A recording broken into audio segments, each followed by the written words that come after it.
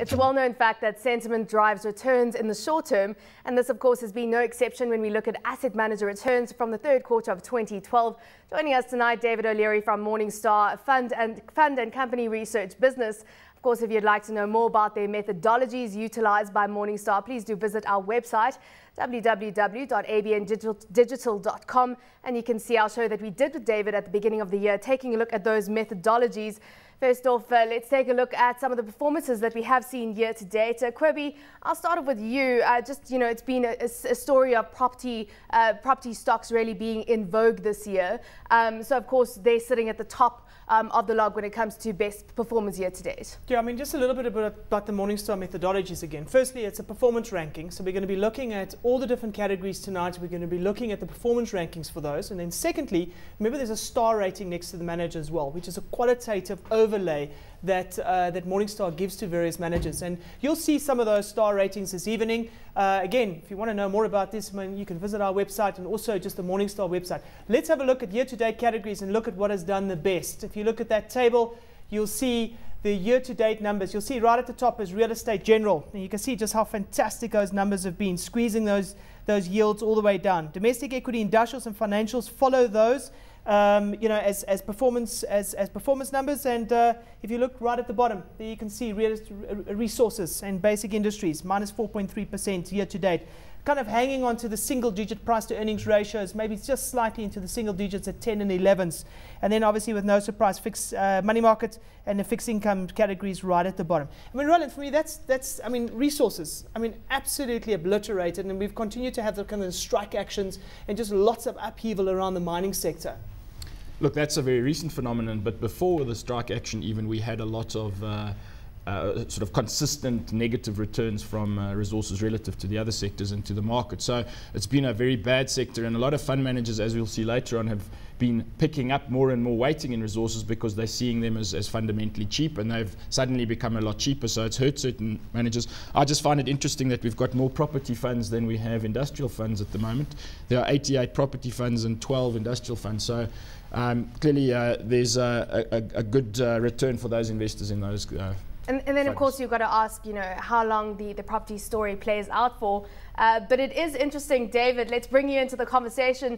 On a very short-term basis, if you look at the one-month return from those property funds, they're sitting in the negative positions, negative 2.9% return there. And then you look at resources and basic materials, and it seems like, as we say here, fund managers starting to come in and really pick up those very cheap resource stocks. So, of course, it seems like perhaps the trend is turning. Yeah, I mean, that's, I think what we're seeing is some profit taking probably on the real estate and some, as you say, some value investing on the resource side. So it's not terribly surprising to see that over the short term.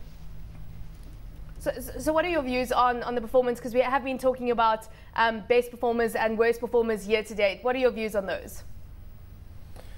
Well, I mean, I think anytime you've got returns like the real estate sector's been producing, you really have to start to wonder whether it's overheated. And it can continue. There's no reason it can't continue at that rate at the short term. But it certainly would make me think twice. And on the flip side, the resources have been beaten down quite heavily for quite some time. It doesn't seem to me a crazy idea to start looking for value there. And as Roland mentioned, we are seeing fund managers in the value camp that are picking up names in that space.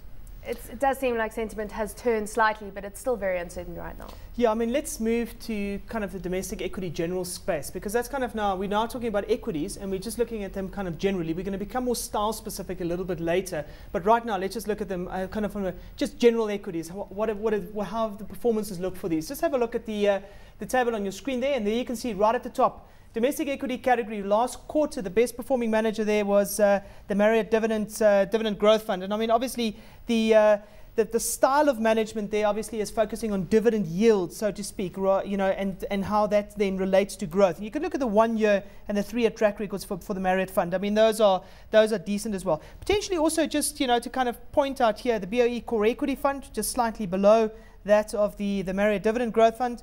And then the other big star ranking fund here is the Sanlam Investment Management Top Choice Fund, managed by Patrice Rousseau, which is the other manager over there. And then if we move to the worst domestic equity general category, you can look at the right at the bottom there, Flagship Asset Management's IP Equity Fund, and you could look at the returns there for 3 months. Not so bad when you start looking at the year numbers, but certainly battling over the 3-month numbers. And I mean, the manager there is Neil Brown. Neil Brown is the ex-Chief Investment Officer for HSBC Asset Management in this country, having gone off on his own and now is with Flagship Asset Management. Yeah, there are two interesting things about these two tables. The first is that we're seeing a very defensive kind of style doing well. So within equities, high dividend kind of styles are really shooting the lights out, and that is that sort of chasing for yield kind of demand by investors. In other words, defensive kind of low beta strategies have been doing well. Just to point out, the Marriott Fund has done over a year 28%, but we mustn't forget that there are also value indices out there, or high dividend indices out there, and I just looked up the numbers the other day that over the last year, for example, the Dividend Plus Index, which ranks the 30 highest paying dividend stocks in the market, delivered the same kind of return there. So we can also get decent returns from those styles without necessarily having active management. David, firstly, what are your views on the performance of dividend funds or ones that incorporate dividends, of course, and then, of course, overall the best performers when it comes to domestic equity funds? Yeah, I mean, I think globally we're seeing a trend, as Roland mentioned, where there's a lot more interest in dividends and yields, companies with strong brands that have solid balance sheets, because investors really got stung pretty bad during the 2007 collapse in any names that had weak balance sheets because there was a liquidity crisis. And so I think you're still seeing the effects of that, and so dividend strategies have been paying dividends, to use a cliche. But so I think that's probably what's going on there. And the Marriott Fund, for example, has I think about a 35% weight to consumer defensive names. So your British American Tobacco, I think, is the largest holding in that fund. So not surprising there. Yeah, I mean, I think the important thing though here to remember from a viewer perspective is that we're looking at very short-term numbers over here. So we're looking at the quarter, and obviously we're extrapolating. So we're also showing kind of 12-month numbers, and we show some of the 3-year numbers. But still, within an investment horizon, 3 years is actually a very, very short period of time. Usually full cycles kind of run over 5-6 year periods and so on. And we're sitting in a very precarious market at this stage. You've got, as we showed right at the beginning, you've got resources selling down, and you've got financials and industrials that are selling up. That doesn't necessarily make a manager bad. It just means that he's chosen to buy in a certain way. And at some point, it might actually favor him, to carry on managing in a certain way. Let's just look at the value funds. We've looked at general equity funds, but let's look at the value funds. And you can see there kind of the big performers. Right at the top is the Sim Value Fund. That's a fund run by Rico Friedrich and Claude van Cake. You can look at the 3-month numbers there. Those are fantastic numbers. Look at the 1-year numbers, 22.1. Those are obviously sterling numbers. It's followed by the Prudential Dividend Maximizer Fund. That's a fund run by Mark Beckenstrater and Ross Beggs. And you can look at the 1-year numbers. Absolutely fantastic numbers. Also, just look at the star rating there for the Net Group Investment Value Fund. I mean, that's Dave Foote's fund that he manages there. And you can just look at the numbers there over the 1-year numbers. I mean, it's just absolutely phenomenal. Well, what's interesting is that the dividend yields strategies that we just saw are, in a way, a value kind of tilt. These are what I call sort of multi-factor kind of value funds, not just looking at dividend yield, which is a single factor approach. But what is interesting about these numbers is these are clearly the value fund managers that avoided resources, because if they had resources in their fund, they wouldn't have had these kind of returns. And just to put it into context again, I mean, a general kind of automatic value investing style, something like the RAFI index, I always like to compare the indices to active managers. Over a 3-month period, the RAFI did 6.5%, and over a year, 23%. So very similar returns, again, telling us that it's actually the style that is driving this performance, not so much the skill of the managers. Yeah, I mean, talking about resources, let's talk a little bit. And I mean, this has been, because it's very evident when you look at the worst performers. Absolutely. I mean, this has been hammered absolutely to death. I mean, have a look at the worst performers in the value category, and you could look there at the bottom. Is Investec Values Fund, a value fund. That's a fund run by John Bickard. I mean, obviously a star fund manager and with a very, very long, very good track record. But I mean, over the last quarter and over the last year, it has certainly hurt performances. At the top end of there is obviously the Sasfin Value Fund, hanging at the bottom end of the worst performance, and that's David Shapiro's fund. David, what are your views on the kind of weightings that we've seen in the value funds, and what stands out when it comes to best performers? And then, as we say, we're talking about resources and the impact it's had on the likes of the Investec Value Fund. What stands out for those funds? Well, yeah, I think to tie it back to the point Kobe made is that these are really short periods of time, and we've seen a lot of, you see it time and time again where managers who are excellent long-term performers have periods of very poor performance in the short term. So, it wasn't all that long ago, I remember sort of 1998, 1999, when all the headlines of all the publications talked about how Warren Buffett was out of touch with the new economy and the technology stocks were, leading the way forward, and that the economy had changed and he didn't understand the market. And it was 2001, 2002 when he proved everybody wrong, and his performance shot through the roof again. And value funds as a whole, other value investors with similar approaches were shooting the lights out. But there was a good, probably 2-3 year period there where he looked really foolish, and people had sort of given up on him. So the same thing I think is happening here.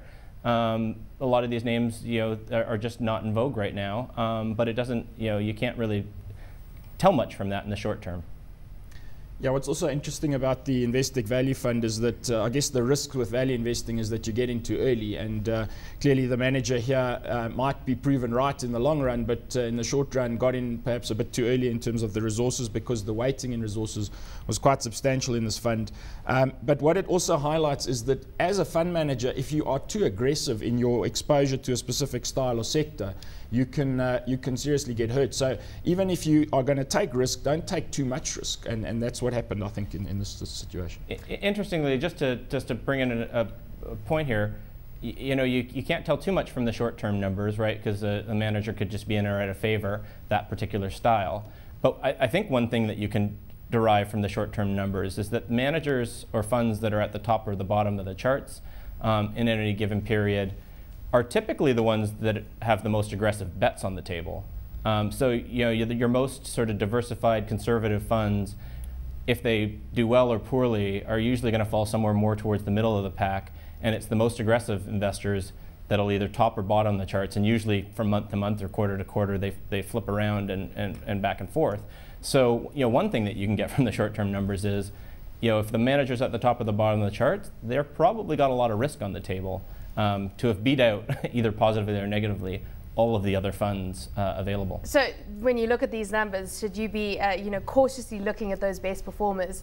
What are your thoughts on kind of that volatility that we'll see? Well, I think the point here, and I think David would agree with me, is that you shouldn't firstly pick a manager based on 3-month performance, but any manager that is taking on that is at the top and the bottom, you've got to go and check whether they are just taking a punt in terms of taking a big risk that happens to pay off or go against them. What you really want is not the manager at the top or at the bottom. You want the manager who's consistently adding value, and you can't really just look at the ranking table. You've got to do a whole lot of analysis, which is something Morningstar can do. I mean, I always talk about look at philosophy, look at process. Do those two translate long-term into returns that you can believe as an investor? If that's the case, then you're probably philosophically aligned to what the manager is doing. If that is the case, well then quite frankly you'll be investing with the manager through thick and thin. But that requires that you look at it from a risk-adjusted perspective, whereas here we are looking at it from a return divided by a volatility kind of number, or a Morningstar sort of risk-adjusted concept. But you need to, on a multi-factor basis, see what the risks are, and the good managers aren't necessarily at the top or at the bottom of the rankings. But David, it makes it a little bit more precarious, I suppose, when you have a manager that hasn't been around for a long time, a great manager, but they don't really have that track record. So of course that's one of the factors that many look to when you're evaluating that long-term performance. Yeah, I mean, well said. It's a catch-22, right? Because in the investment industry, the longer the performance, the more likely that good or bad performance is due to either skill or just or lack of skill. But if you wait until after the fact to identify it, then you may have missed out on it. The manager may have attracted so much in assets because everyone's finally recognized that they're a good manager, that they can't effectively manage the money anymore. He or she is also more likely closer to retirement because they've built a track record over 15, 20 years, and they're older and they're further along in their career. So it's a bit of a catch-22, and that's what makes picking a good manager and a good fund very difficult. Let's look at the growth funds, which is the other end of the value spectrum, obviously. Just have a look at the table there, and you'll see what the growth managers look like. Now, we don't have a best and worst because there's really only 4 managers in this category, and if you see the fund there right at the top, 5-star ranked, Sanlam Growth, the growth fund, and you look at the 3-month number there with the 1-year and 3-year numbers, those are respectable numbers, and that's a fund managed by Patrice Rousseau. Well, interesting that the growth managers, in terms of returns over 3 months and 1 year, have outperformed the value managers. So it just goes to show you that value investing doesn't always pay off. And sometimes we enter a growth phase, and that's when you don't want to be in cheap shares. You want to be in shares that are growing. But you know, it's interesting because, I mean, if you look at the growth managers, I mean, if you sit at the beginning of the year, you go and you buy resources because those are trading of single-digit PEs. You buy financials and industrials, and those are much more expensive. And the defensives are sitting up above, beyond 20 PEs, you know, so you would kind of think that, you know, what happens during the year? Well, the resources become even cheaper, and you've got kind of the rest of the market just continuously appreciating. So growth, absolutely, you know, as you said, Roland, you know, those kind of do very, very well, you know, during the year to date.